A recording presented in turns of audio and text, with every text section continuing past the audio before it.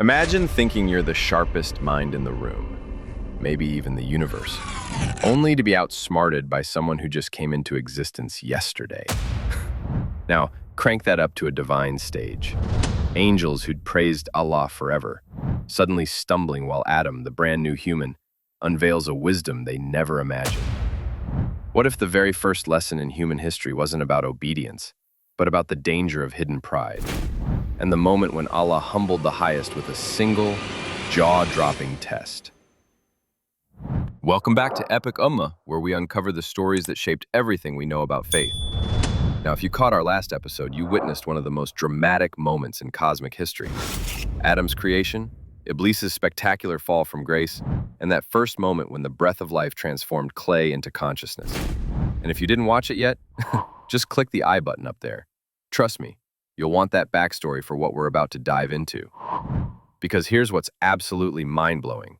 That was just the opening act. Right after Adam took his first breath, right after he sneezed and praised Allah for the very first time, right after Iblis got expelled from paradise in disgrace, Allah had another lesson planned. Not just for Adam, but for every angel who had been watching this cosmic drama unfold. Today we're diving into what happened next, when Allah gave Adam the ultimate pop quiz, and the angels, well, let's just say they failed spectacularly, revealing pride they didn't even know they had. Ever wonder what the first thing Allah taught humanity was? So here's Adam, freshly created, still getting used to having consciousness, and Allah decides it's time for his first lesson. But this wasn't your typical, here's how to walk, or this is how you breathe kind of teaching. No, Allah went straight to something that would change everything. And he taught Adam all the names. Now picture the early Muslim scholars centuries later, sitting in circles under oil lamps, debating what exactly this meant. Some of them were like, look, it's obvious. Allah taught him the name of everything. And I mean everything. Ibn Abbas, one of the greatest interpreters of the Quran, said it included the names commonly known and used among men, such as man, animal, earth, plain, ocean, mountain, donkey, and similarly the names of nations and others. But then, and this is where it gets absolutely fascinating, some scholars took it even further. They said Allah taught Adam the name of literally everything. And when I say everything, I mean, well, let me quote this directly because you won't believe it. He taught him the name of everything, down to fart and little fart, down to bit and little bit, fart and wind. Can you imagine that? The creator of the universe, who spoke galaxies into existence, sitting down with the first human and going, okay, Adam, this is called a mountain, this is called a tree, and this is called a fart. It's both hilarious and profound when you think about it. Other scholars had different theories. Some said Allah specifically taught him the names of the angels. Others believed it was the names of his future descendants, every single person who would ever be born. Can you picture Adam's mind suddenly flooded with billions of names, seeing the faces of people who wouldn't exist for thousands of years? But here's what really gets me. Regardless of which interpretation you follow, one thing is crystal clear. Allah was preparing Adam for something big. This wasn't just a vocabulary lesson. This was boot camp for the first human being. Sometimes Allah prepares us for challenges we can't even see coming, equipping us with knowledge we don't yet understand we'll need. But why was this knowledge so crucial? Well, that's where things get really interesting. What does it mean to truly know something versus just recognizing it? Let me paint you a picture of what this divine education session might have looked like. Imagine Adam standing there, his mind like a blank slate, and suddenly, whoosh, knowledge begins flowing in like a waterfall of understanding. According to Mujahid, one of the great early scholars, he taught him the names of everything that Allah has created. Picture this cosmic parade passing before Adam's eyes. Not just the big stuff like mountains and oceans, but every single thing that existed or would exist. Some traditions tell us that Allah would point to each creation and say, this is a mountain, this is such, and that is such and such. It's like the ultimate field trip, where instead of looking at pictures in a textbook, you're getting direct instruction from the author of existence himself. But here's where it gets mind-blowing. Other scholars said the knowledge was so comprehensive that it included the most mundane, everyday things, down to camel, cow, and sheep, as Sa'id bin Jubair described it. Can you imagine the patience? Allah taking time to make sure Adam knew the difference between a cow and a sheep, between a bit and a little bit.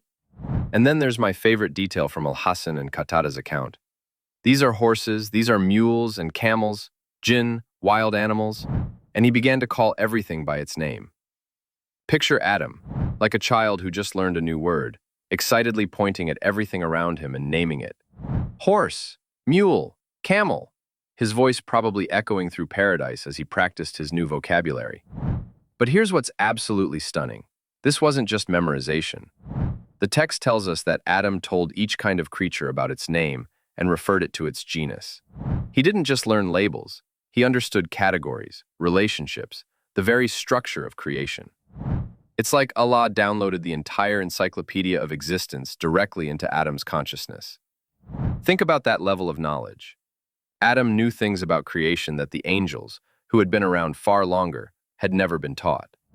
He understood the intricate connections between all living things, the purposes behind every creature, the beauty in every design. True knowledge isn't just about memorizing facts. It's about understanding the deeper connections and purposes behind what we see. But Allah had a very specific reason for giving Adam this incredible education, and it involved exposing a problem that had been brewing in the heavens. What happens when the teacher decides to give the students a surprise test they didn't study for? So here's the scene. Adam's got this incredible knowledge downloaded into his consciousness. The angels are still processing everything that's happened with Iblis getting expelled, and then Allah does something that must have sent shockwaves through the heavenly realm. Then he presented them to the angels and said, "Tell me the names of these, if you speak the truth." Can you imagine that moment? Picture the angels, these magnificent beings who had been worshiping Allah since before time began, suddenly finding themselves in the most unexpected pop quiz of their existence. And not just any quiz. This was coming directly from the Almighty himself. Now remember what happened earlier. When Allah first announced he was placing a Khalifah on earth, the angels had questioned him, "Will you place on it one who will cause corruption on it and shed blood, whereas we praise and sanctify you?" It wasn't disrespectful questioning. They were genuinely concerned based on what they'd seen with the jinn before. But their question revealed something deeper. The text tells us exactly why Allah issued this challenge. Allah said this to the angels only because, when he said to them, "I am placing on earth a Khalifa," they had said, "Will you place on it one who will cause corruption on it and shed blood, whereas we praise and sanctify you?" But here's where it gets absolutely fascinating. Allah's response wasn't just about answering their original question. It was about making a point that would echo through eternity. If you do not know their names, although you can observe and see them with your own eyes, it is more likely that you will not know what will happen with you if I place one of you as my Khalifa on earth, or with others, if I place one of them as my Khalifa on earth, when they are out of your sight and you do not see them with your own eyes. Think about the logic here. Allah is essentially saying, you can see these things right in front of you, and you can't even name them. How can you claim to know what will happen with beings and situations you can't see? It's like a master chess player pointing out that if you can't identify the pieces on the board, you certainly can't predict the outcome of the game. The challenge wasn't just about names. It was about the limits of knowledge, the danger of assumptions, and the humility that should come with genuine wisdom. Often when we think we know better than Allah's plan, we're revealing just how much we don't know about the bigger picture. But the angels' response to this challenge would reveal something that had been hidden in their hearts all along. Have you ever discovered that someone you respected had been secretly thinking they were better than you? Now here's where the story takes a turn that'll make you rethink everything you thought you knew about pride and humility. See, there was something brewing in the angels' hearts that even they might not have fully acknowledged, until this moment forced it into the light. According to the traditions, when Allah first began creating Adam, the angels started having private conversations among themselves. And what they said, man, it's eye-opening. Let Allah create whatever He wants to. But whatever creature He may create, we are more knowledgeable and more honored by Allah than that creature. Can you feel the arrogance in those words? These beings who had been prostrating before Allah, who had been praising and sanctifying Him, were secretly convinced of their own superiority. They looked at this clay figure that would become Adam and thought, whatever this thing turns out to be, we're obviously better. But here's what's absolutely stunning about Allah's wisdom. He knew exactly what was in their hearts. When He said, "I know what you do not know," He wasn't just talking about Iblis's hidden rebellion. He was talking about their hidden pride too. Qatada gives us this incredible insight. When Allah began to create Adam, the angels said, Allah would not create a creature more honored by him and more knowledgeable than we are. They were tested by the creation of Adam, just as were the heavens and the earth through obedience. Picture that scene. Here are these magnificent beings, probably feeling pretty confident in their knowledge and status, whispering among themselves, "Sure, let him create whatever he wants, but we all know we're the cream of the crop here. We're the ones who've been around forever. We're the knowledgeable ones. We're the honored ones." And then Allah issues his challenge. Tell me the names of these, if you speak the truth. But the phrase, if you speak the truth, wasn't just about naming objects. According to the commentary, it meant, if you speak the truth in your claim that whatever creature Allah has created, you were more knowledgeable and more honored by Allah than that creature. Suddenly, this wasn't just a pop quiz anymore. This was a moment of reckoning. All that hidden pride, all those secret thoughts of superiority, were being dragged into the spotlight. The angels realized they were being called out, not just for what they'd said openly, but for what they'd been thinking privately. Pride has a way of hiding in our hearts, disguised as confidence or experience, until Allah creates situations that force us to confront who we really think we are. And when that moment of truth arrived, the angel's response was as beautiful as it was humbling. What does it sound like when the most powerful beings in creation suddenly realize they don't know anything? So here's the moment of truth. Allah has issued his challenge. The angels are standing there with all these objects in front of them, things they can see with their own eyes, and they have absolutely no idea what to call any of them. Can you imagine the silence that must have filled that space?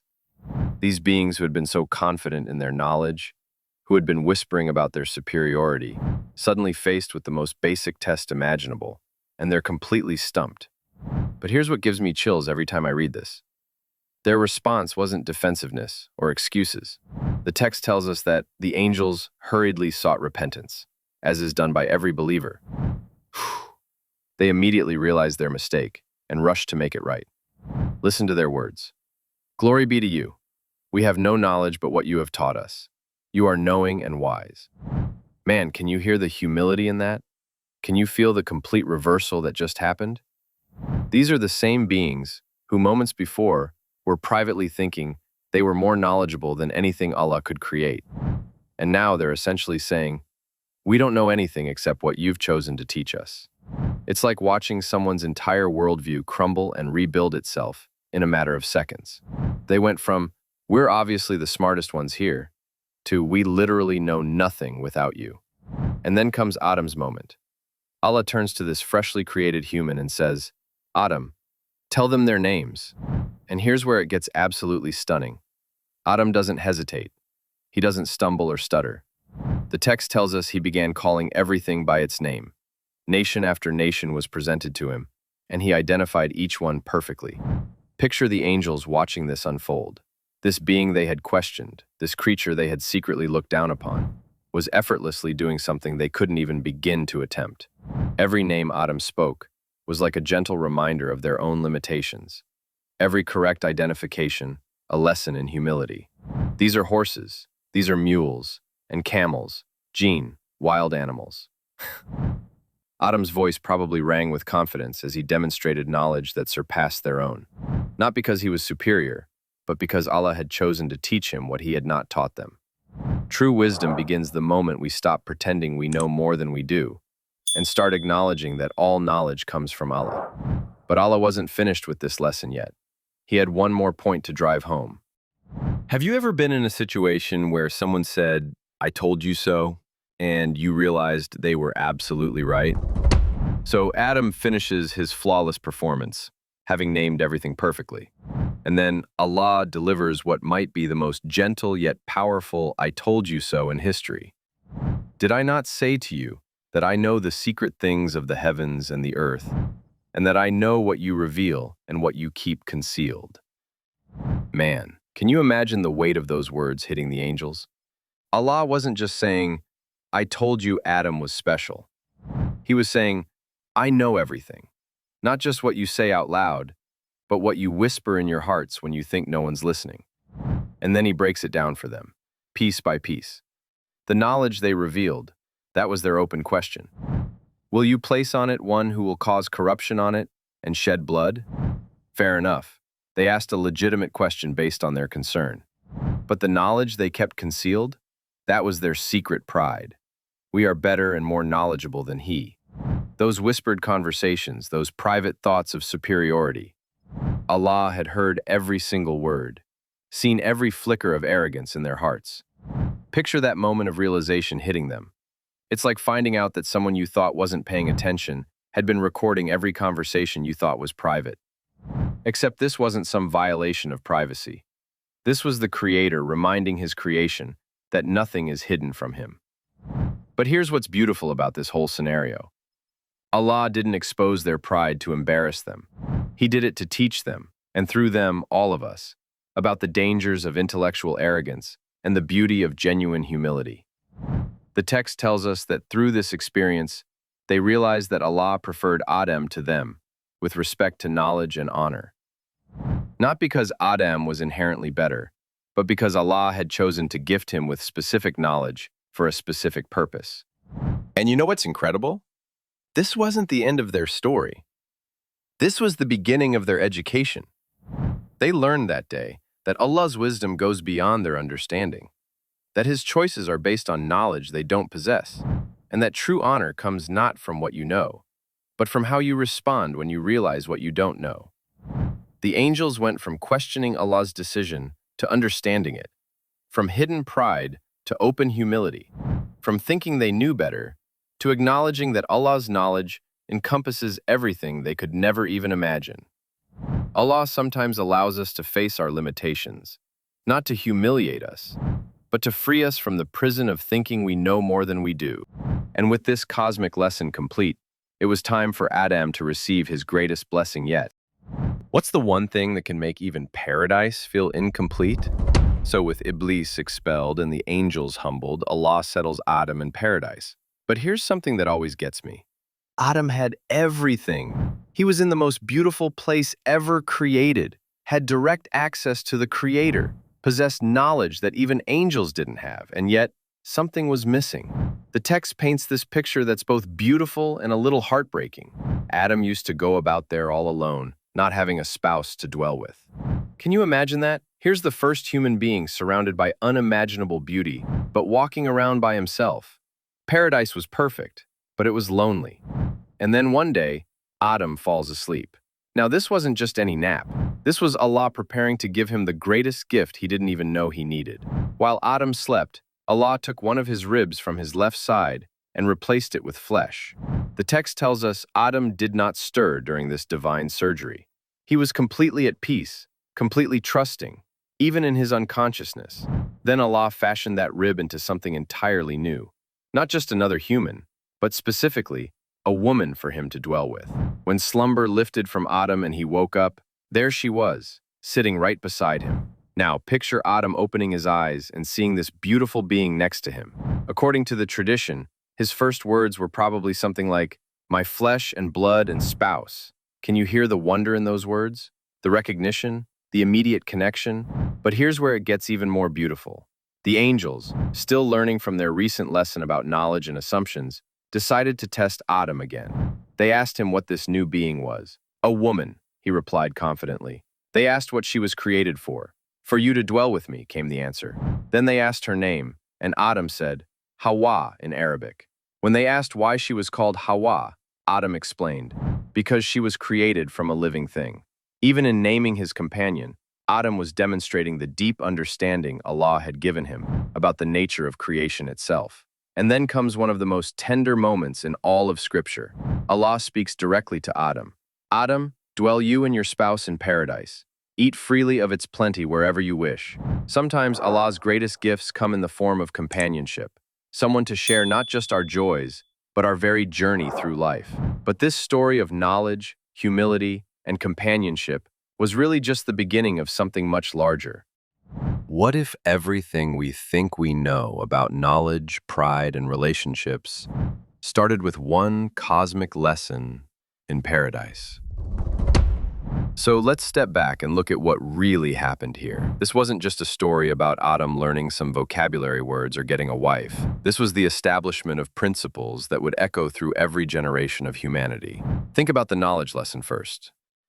Allah didn't just randomly decide to teach Adam a bunch of names and then quiz the angels. He was establishing something fundamental. True knowledge comes from divine revelation, not from assumptions or even experience. The angels had been around longer, had seen more, had witnessed the rise and fall of civilizations, but they still couldn't name what was right in front of them. And that phrase, "if you speak the truth," that wasn't just about getting quiz answers right. According to the scholarly interpretations, it was about the angels' claim that they could predict human behavior, that they knew better than Allah what would happen if he placed a human as his Khalifah on earth. Allah was essentially saying, if you can't identify what you can see, how can you claim to know what you can't see? But here's what really gets me about this whole scenario. Allah wasn't trying to embarrass anyone. He was teaching them, and through them, us, about the dangerous illusion of complete knowledge. Every time we think we've got Allah figured out, every time we question his decisions because they don't make sense to us, we're essentially doing what the angels did. We're assuming our limited perspective gives us the full picture. And then there's the Iblis element that runs through all of this. While the angels learned humility through their test, Iblis doubled down on his pride. The contrast is stark. When faced with their limitations, the angels said, "Glory be to you. We have no knowledge but what you have taught us. You are knowing and wise." When faced with his error, Iblis said, "I am better than he." The creation of Hawa adds another layer to this cosmic lesson. Even in paradise, even with direct access to Allah, even with knowledge that surpassed the angels, Adam needed companionship. Allah's gift of Hawa wasn't just about romance or reproduction. It was about recognizing that we're designed for relationship, for connection, for sharing our journey with others. And that gentle instruction, eat freely of its plenty wherever you wish, but do not go near this tree or you will be wrongdoers. That was setting up the next chapter in this incredible story of choice, consequence, and divine mercy. Every lesson Allah teaches us builds on the previous one, creating a foundation of wisdom that prepares us for whatever comes next. So here we are, friends, looking at this incredible foundation story that established principles we're still learning from today. The danger of intellectual pride, the beauty of admitting what we don't know, the gift of companionship, and the reality that Allah's knowledge encompasses everything we could never imagine. The next time you find yourself questioning Allah's wisdom, or feeling proud of your own knowledge, remember the angel's response. "We have no knowledge but what you have taught us." That might just be the most honest thing any of us could ever say. If this story opened your eyes to something new about divine wisdom and human purpose, smash that like button and subscribe for more stories that'll change how you see your faith. Your like fuels our mission, your share spreads prophetic wisdom, and your subscribe builds a fortress for Islamic truth. Keep learning, keep growing, and remember, true knowledge always begins with humility. Help us rebuild what the world tries to erase. Thanks for watching, and keep exploring. Until next time, Salamu alaikum.